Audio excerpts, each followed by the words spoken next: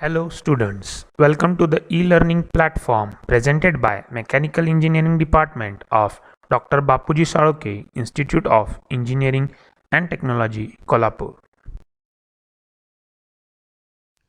In last session, we had a brief introduction about the syllabus of the subject and the introduction to the first unit, Basics of Tool Engineering. Today, we will be learning Number 1. Characteristics of machining chips. The chips formed during machining and its characteristics. How the chips are formed, its mechanism will be studied and its characteristics will also be studied. Second, estimate cutting forces. The cutting forces developed will be studied. And third, different types of cutting tools used will also be studied. Let us start with mechanism of chip formation in ductile materials. Ductile materials are good for machining purpose as they have the ability to be drawn into wires. For the understanding purpose of chip formation, consider the following figure. In this figure, the tool is cutting the excess material from the workpiece as shown in this figure. During continuous machining, the uncut layer of the work material just ahead of cutting tool edge is subjected to almost all-sided compression. That is, there is compression in the region between the tool and the workpiece shown with the dotted area below. With the help of laser, we can see this area is the area in which compression occurs. The force exerted by the tool on the chip arises out of normal force and frictional force. Due to such compression, shear stress develops within that compressed region, and when the value of shear stress exceeds the value of work material, yielding or slip takes place. As a result, the slip or shear stops propagating long before total separation takes place. That is, due to the compression, the yielding of materials takes place and the material gets separated from the workpiece in the long form of chip. This phenomena repeats rapidly, resulting in formation and removal of chips in thin layer by layer. Now let us start with characteristics of chip formation. Whenever the chips are formed, there are number of different characteristics developed. The first one is chip thickness ratio. Chip thickness ratio can be defined as ratio of chip thickness before cutting to chip thickness after cutting. As shown in figure, we can see that the ratio between chip thickness before cutting T1 or A1 to chip thickness after cutting. Usually, the chip thickness of after cutting is higher than before cut. Second is shear plane. Shear plane is the plane of separation of work material layer in the form of chip from parent body due to the shear along that plane. As shown in the figure, we can see the shear plane. Next is shear angle. Shear angle is nothing but angle of inclination of shear plane from direction of cutting velocity as shown in figure. Cutting velocity is nothing but the velocity of moving the tool or the workpiece as shown in this figure. The cutting velocity is, that is, the workpiece is moving in downward direction. The shear angle is shown by this. As we can see, this is denoted by beta, and we can say shear angle is angle of inclination of shear plane from cutting velocity. Next is built-up edge formation. In machining ductile metal, lot of stress and temperature is developed in chip and tool interference, in which high temperature and stress causes bonding between the tool and the chip. This causes the sticking of chip to the tool surface, causing a slight amount of stickiness to the tool, which is due to the material affinity. High stress and temperature in between these two clean surfaces, strong bonding occurs similar to the welding, and it is known as BUE, that is built up edge. As shown in figure, we can see built up edge is formed over here in between the tool and the chip formed from the machining surface. The force, if exceeds the bonding force of the built-up edge, the built-up edge is broken or shear off and is taken away. Then again built-up edge starts forming and growing. This grows on repeatedly. Built-up edge is caused due to the material similarities, and it has several harmful effects, such as it changes the rake angle of the tool, causing increase in cutting forces and power. Surface finish gets deteriorated, that is, surface finish is not proper. If we can't see proper surface finish, that is, the built-up edge formation is started between the work material and the tool.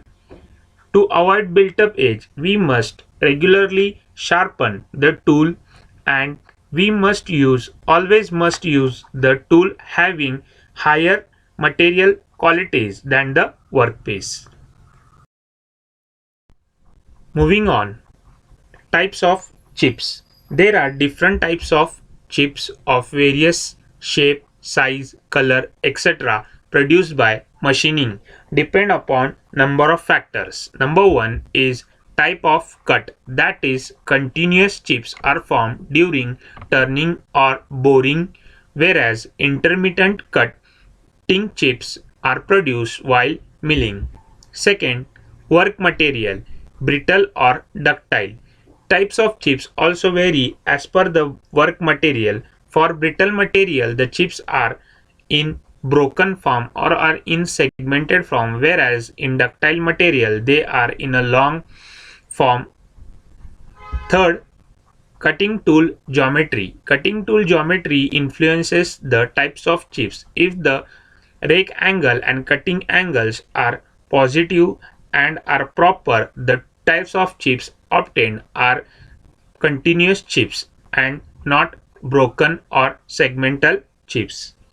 Fourth, levels of cutting velocity and feed. Cutting velocity and feed also is important for proper machining.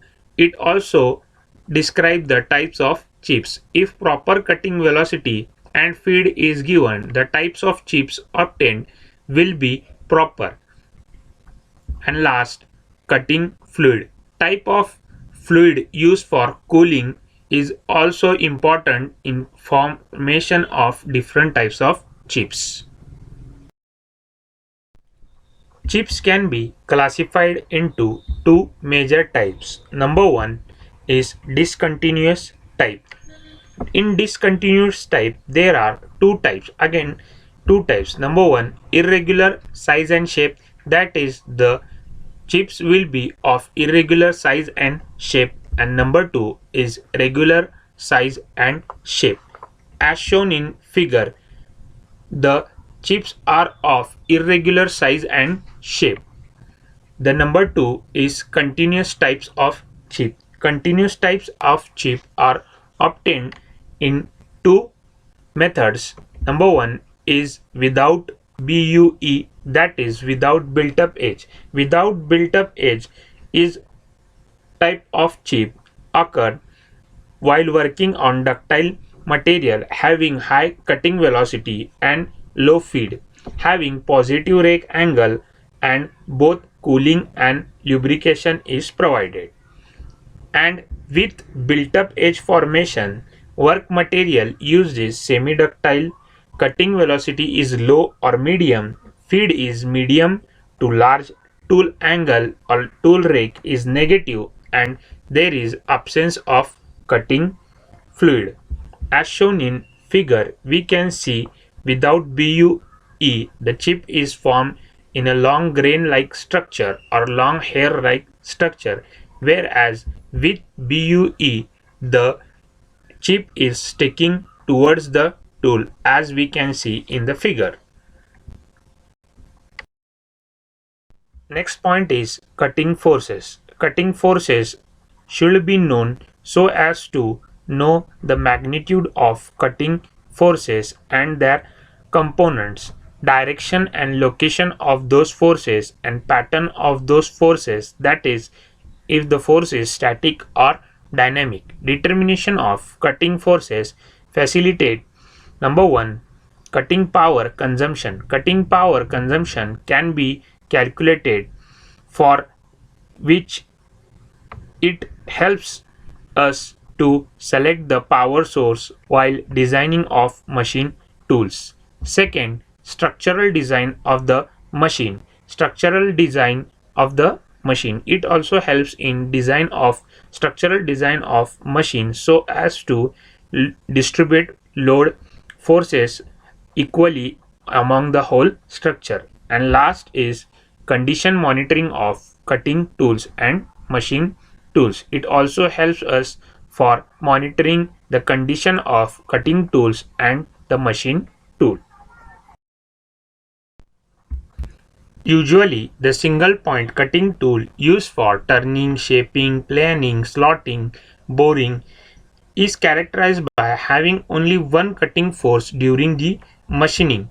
But in actually that is not the case.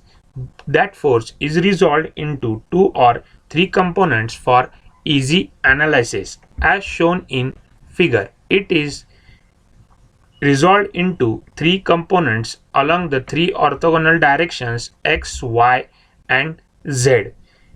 The force in the z direction is called as Pz, is perpendicular to the tool and the workpiece, and it is acting in the z direction.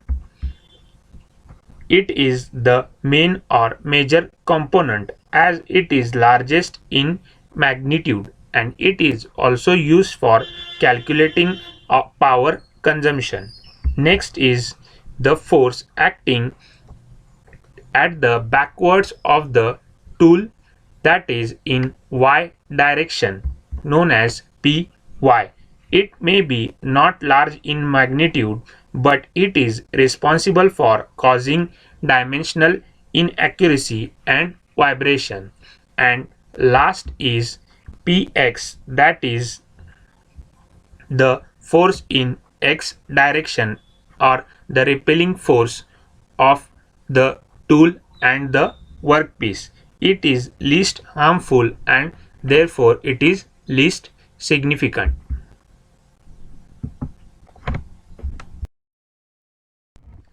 Next point is cutting tool. Cutting tool is nothing but required in machine tool for machining processes in metal cutting or metal forming to attain desired shape and size of a product. Cutting tools are usually classified in number of ways. Here are the some following ways in which we can classify the cutting tool. First one, with respect to the shape of tool. With respect to shape of tool, there can be number of cutting tools. For example, solid type of cutting tool, tool bit, tipped tool, pointed tool, or grain size tool. Second, with respect to type of cutting. With respect to type of cutting, the cutting tool can be classified as orthogonal cutting tool or oblique cutting tool. Orthogonal cutting tool, in which the cutting tool is in perpendicular direction to the workpiece, whereas in oblique cutting tool it is having a certain angle. Third, with respect to the materials used in tool. Different types of materials are used for cutting tools. We can classify according to their names such as high carbon steel cutting tool, high speed steel cutting tool, and also known as HSS, cemented carbide type, and the most expensive diamond. Fourth, with respect to the type of operation. With respect to the type of operation, cutting tool is also classified as knurling tool, parting tool, thread cutting tool, or turning tool. And last, with respect to number of cutting point used in one tool, that is single point cutting tool or multi-point cutting tool. Single point cutting tool is example of the tool used in lathe machine for turning, whereas multi-point cutting tool is example of drill machine or milling machine. We are done with the today's session. Now let us summarize what we have learned in this session. Number 1, chip formation mechanism, that is how chips are formed while machining operation. Second, chip characteristics, different characteristics of chips such as chip thickness ratio, shear plane, shear angle, and built up edge formation was studied. Third, cutting forces. The forces developed while machining were studied. The forces resolved in three directions X, Y, Z are studied. And last but not the least, the cutting tools which we have studied. Different types of cutting tools which we have studied. Thank you.